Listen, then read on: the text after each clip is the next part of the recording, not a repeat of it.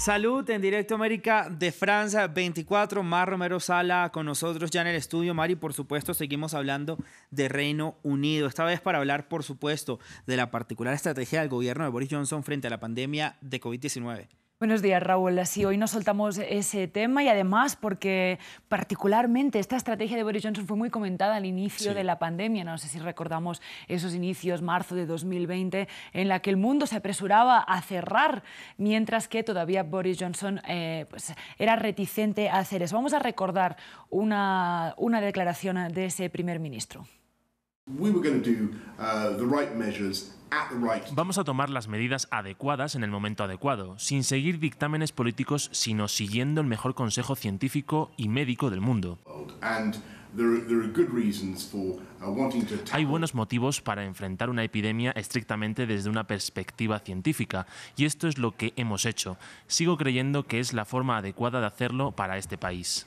Sin embargo, Raúl, esas medidas adecuadas en el momento adecuado, pues la verdad no todo el mundo comparte que eso fuera así. De hecho, se publicó en octubre de 2021 un informe de varias comisiones del Parlamento británico en el que señalaban varios de los errores de Boris Johnson, iniciando por que decían que había unos supuestos generales ya muy fatalistas en el que se asumió desde el principio que se iba a intentar conseguir esa inmunidad de rebaño a costa de perder muchas vidas. Eso tuvo consecuencias como, por ejemplo, retrasar varias políticas, una de ellas pues las cuarentenas totales, pero también las pruebas generales, los testeos masivos por COVID-19. Criticaron que el sistema de rastreo tampoco funcionó, que se sobrecargaron muchos otros servicios sociales, por ejemplo, los asilos, ¿no? para no llevar a toda esta gente a los hospitales, y que hubo una falta de transparencia general a la hora de tomar decisiones. Entonces, esto es un resumen de ese informe que pues, pueden consultar online.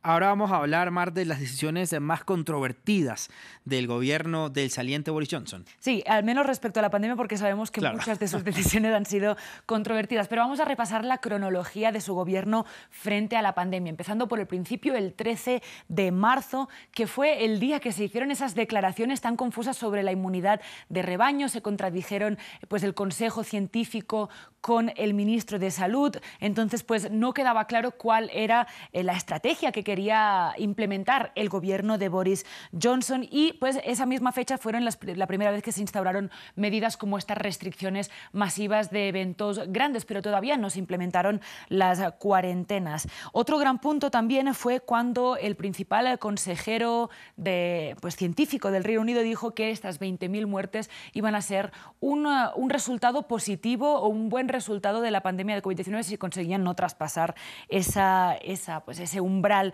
de fallecimientos.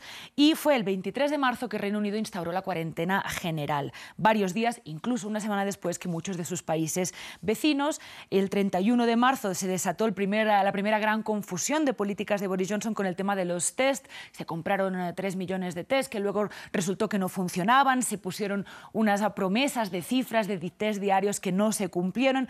De hecho, para esa fecha, el 31 de marzo, se habían hecho poco más de 8.000 pruebas en todo Reino Unido desde el inicio de la pandemia, cuando ya estaban muriendo unas 800 personas cada día. Y para concluir esta primera etapa, 13 de abril, se superaron esas 20.000 muertes, solo un mes después de las primeras afirmaciones, de esas controvertidas afirmaciones. Pasamos rápidamente después al tema de las vacunas, que eso sí ha sido una de las cosas que le han dicho muy positivas a Boris Johnson. El 30 de abril se anunció el acuerdo entre AstraZeneca y Oxford para investigar una vacuna al que el gobierno le dio casi 39 millones de libras esterlinas, y se convirtió así en el primer inversor de esta investigación de la vacuna. 10 de mayo, recordamos otro gran lío, si volver al trabajo presencial o no. Boris Johnson aseguró que era seguro volver al trabajo presencial, con unas 500 muertes diarias de personas por COVID-19. Un esfuerzo por volver a la normalidad después de la pandemia del coronavirus, que se demostró que era acelerado también en el 4 de julio, que se hizo un super sábado para intentar pues, conseguir que la gente comprara más, movilizar de nuevo la economía, pero que luego tuvieron que de nuevo dar marcha atrás. Igual sucedió con lo de los tapabocas, por ejemplo, en lugares cerrados. Entonces, como vemos, muchos ir hacia adelante, ir hacia atrás, con medidas de salud pública que nunca quedaron muy claras. Y en todo este pues ir y venir, pues volvieron a una segunda cuarentena. Así es, y ese fue quizás uno de los grandes puntos más controversiales de estas estrategias del gobierno de Boris Johnson, que pues no recayó solo sobre él, sino sobre un gabinete también un poco convulsionado. Pero bueno, básicamente Johnson retrasó hasta el último minuto esa decisión de instaurar una última cuarentena. Eso sucedió el 1 de noviembre de 2020, que empezó el segundo aislamiento general, y en ese mes, de hecho, fue el primer mes que se anunciaron resultados positivos de la vacuna. Damos el salto hasta el 8 de diciembre, que empezó la campaña de vacunación masiva en Reino Unido. De nuevo, recordamos que fue una de las más rápidas en todo el mundo, también impulsadas pues, por esa vacuna propia de Reino Unido. Sin embargo, pues este éxito quedó enturbiado por quizás la mayor confusión, si exceptuamos el tema de las cuarentenas y de que se saltaran las cuarentenas, que fue el tema de la Navidad. No sé si recuerdan, Navidad 2020-2021, grandes protestas, gran enfado entre la población de Reino Unido, porque también se dio marcha adelante o marcha atrás en cómo iba a ser la cuarentena o el plan de aislamiento en un momento pues, tan importante como son las celebraciones festivas de Navidad. Finalmente terminamos el 7 de enero de 2021, que fue el día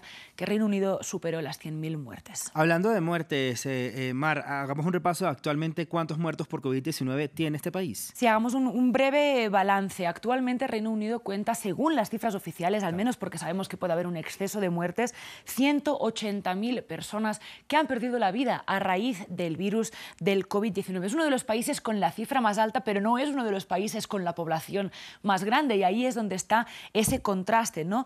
Cuando miramos la cifra de muertes respecto a la población, estamos hablando de que se cuentan 2.652 muertes por cada millón de habitantes, una cifra proporcionalmente muy alta, de las más altas de Europa, superadas solo, por ejemplo, por Italia, que tuvo esa gran oleada y que fue el primer país en recibir el impacto de la pandemia, y además también una tasa muy alta en Reino Unido entre los casos que se detectaron y las personas que con COVID positivas fallecieron. Estamos hablando que llega a ser del 15%. Esa tasa ha bajado mucho actualmente, está por debajo del 1%, pero en los primeros meses de pandemia llegó a ser del 15%. El 15% de personas diagnosticadas con COVID terminaban falleciendo. Es una cifra de nuevo altísima, y muchos creen, científicos, también oposición, que si se hubieran implementado cuarentenas antes y todas estas políticas antes, pues quizás hubiera sido algo más baja. Cuarentena y respetada por el propio Boris Johnson y por su núcleo más cercano de gobierno en el Partygate, como le hemos venido hablando toda la mañana, el escándalo más importante que lo llevó a la renuncia, pues donde empezó todo, ¿no, Mar? Así es, Raúl, y de hecho es importante recordar que estas cuarentenas que estaban imponiendo era para evitar contagios de COVID, ciertamente, ¿no? Pero es que el mismo Boris Johnson, a inicios de abril de 2020, se contagió de COVID-19 y tuvo que pasar unos buenos días hospitalizados, incluso en cuidados intensivos. Escuchemos lo que decía cuando logró superar esa enfermedad. Hoy he dejado el hospital después de una semana en la que el servicio de salud ha salvado mi vida sin lugar a dudas. Es difícil encontrar palabras para expresar mi deuda. Pero antes de eso quiero agradecer a todo el mundo en Reino Unido por el esfuerzo y sacrificio que hacen y siguen haciendo. Un esfuerzo y sacrificio que estaba nombrando Boris Johnson, pero que, bueno, recordamos que él mismo no hizo, exactamente.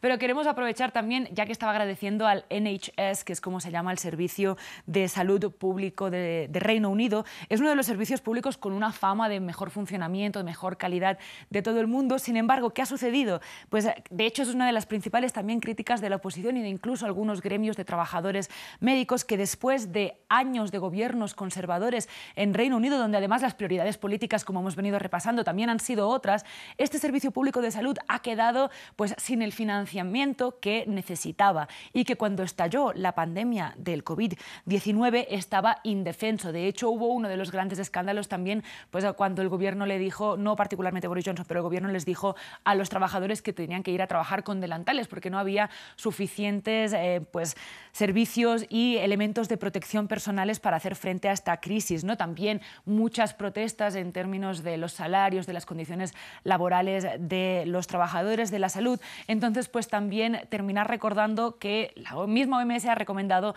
que una inversión en los servicios de salud pública es básico para luchar contra estas emergencias, y que años de gobiernos conservadores en Reino Unido hicieron lo contrario, algo que le terminó estallando en las manos también a Boris Johnson. Y Reino Unido no fue exento de estos huecos en los sistemas de salud que se le vio a todo el mundo con esta pandemia de COVID-19. Esperemos aprender de estos errores y fortalecer pues la salud, porque sin salud no hay nada. Y también para el próximo gobierno de Reino Unido, que aprenda de los errores de Boris Johnson. Esperemos que así sea, Mar. Como siempre, muchísimas gracias por toda la información de salud. Pasamos nuevamente con Rosa Pérez Masdeu a seguir repasando la prensa respecto a este tema.